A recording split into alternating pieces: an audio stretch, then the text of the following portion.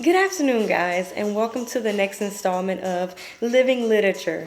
And as you can see, I kind of brought out my intellectual side. I have my pen and my paper out because this book was so filled with information, with statistics and enlightenment to where I had to write things down.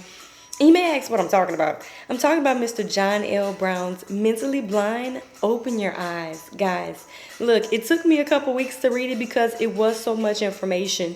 And I just want to share it with you because at the end of the day, if I read something that's really, really good, why not share it, right? So, just to start off, in a nutshell, before I even break it down, the book is about enlightenment, it's about encouragement, it's about pretty much what the young people are now calling being woke. At the end of the day, this book was written in 2014, where we still had President Obama in office, and it gives us insight as to his viewpoint, Mr. John's viewpoint on what life looked like then, the things that had happened before.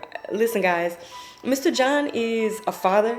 He worked for the post office, as well as he is a decorated Vietnam vet. So at the end of the day, his insight and his viewpoint and his thoughts and the things that he wants to convey in this book are a little bit deeper than anything probably I've ever read. So let's get into it. First of all, he talks about the traps that are set up. He says, as in anything like mice and shrimp, and crab and things like that, you have traps. So why would it be any different for human beings? Why would it be any different for us in our communities? So basically, one thing that he says is there are traps. And two traps that they have that I kind of kept with me in my soul was the traps that they have in not having any employment, any opportunities within our communities, and also the fact that, and I can attest to this too, the fact that many governmental agencies, many big corporations utilize prisoners. They utilize the work release programs like they have here in Lafayette Parish. They use them because you only have to really pay them 30 cents. And the kicker on this is, guys, when people go to jail and they go into work release programs, they make money, but then they also have to pay back money. So if your check is $100, they're keeping at least 30 to 40% of that. So where you get a check when you leave, but it's not the actual amount of money that you've acquired. They say taxes, they say room and board, they say you're paying for, you're keeping your stay, but at the end of the day, it's still not really your money. So the government and corporations don't have to pay. And many people go home with the same situation and less money than they've actually made. So those are two things that he kind of set up as traps that are in our community. And I wholeheartedly agree with that. I can flip in this book to any part. I can go back. Let me go back to this one.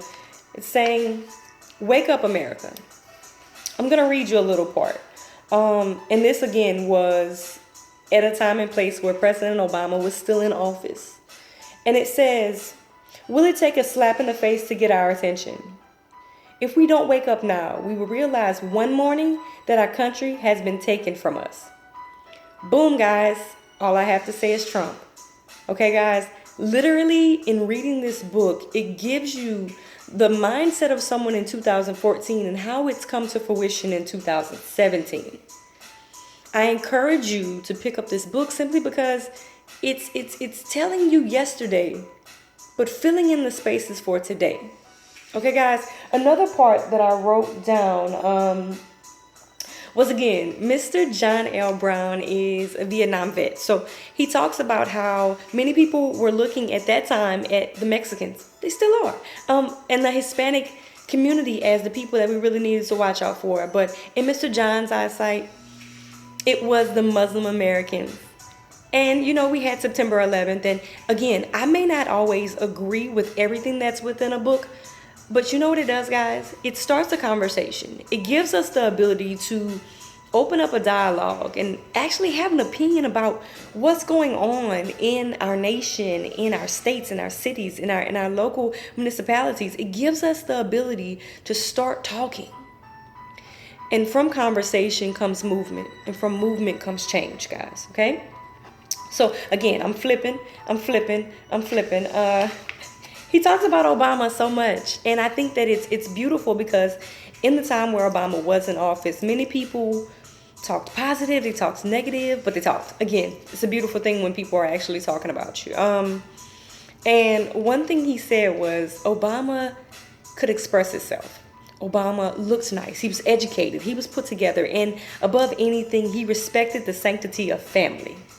It's big because it gave a lot of people in Mr. John's viewpoint and mine too, it gave people a role model. But one thing I want to point out is it didn't just give African Americans, black people, minorities a role model. It gave some other nationalities a role model as well. You know, not only were we posting pictures and making it our Facebook status or our Facebook picture, but also other people did too. So I took notice, and I hope you guys did as well, because Obama made a difference. No matter if we want to see it that way or not, he changed the game for a lot of people, and he opened up a door that had never been opened for us before. So again, let's get back into the book. He talks about, in chapter 9, our ancestors. He says, when black Americans talk about their ancestors, the first thing that comes to mind is slavery. Yeah. He said, well, all blacks were not slaves, as we understand it. Before the miserable conditions of slavery, indentured servants made passage to America and then worked off their debt to passage to masters who paid the cost of their voyage in exchange of their indenture. He said, let me note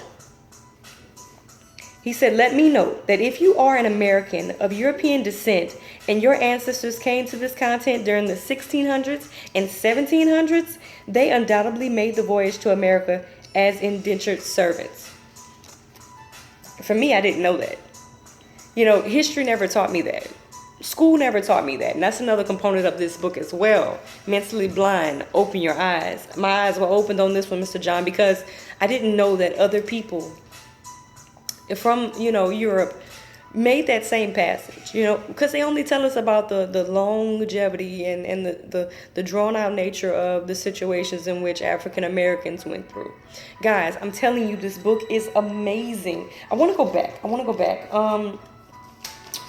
go back to something, and I'm trying to find it. I think it was chapter 6 where it talked about the medical issues that African Americans face and the actual medical centers. This was something that I kind of discussed with another gentleman whenever I was talking on the blog radio. Basically, what I was doing was we were talking about the medical centers in Baton Rouge, Louisiana. And this chapter 6, again, medical centers and medical concerns in black communities hit home for me because if you know anything about Baton Rouge, you know that there are no medical centers out there for them.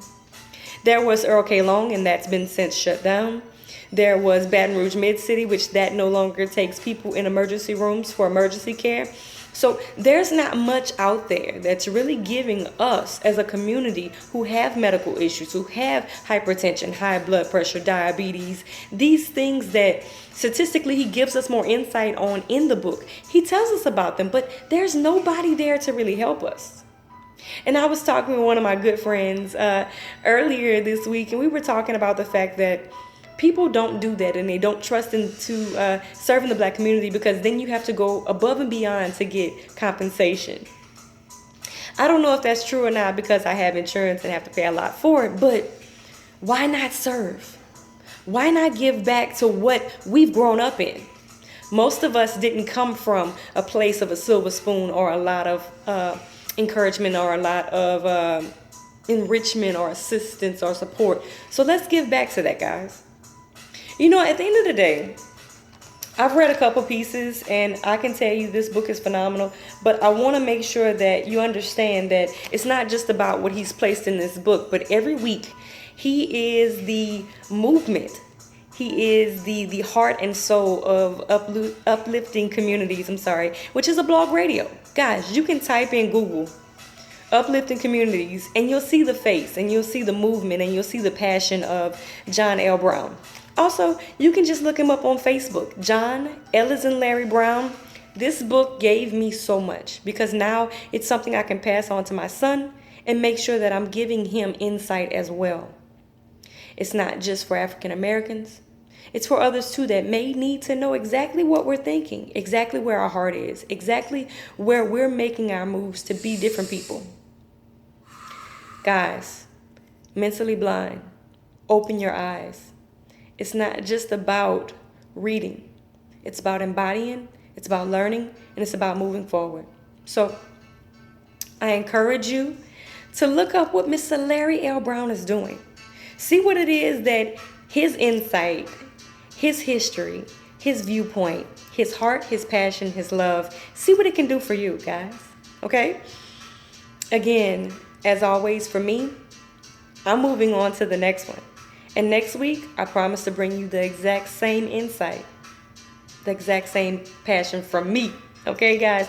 Look, it's been a honor to have this book in my hand and to be able to read it. As always with everything, guys, life's listening.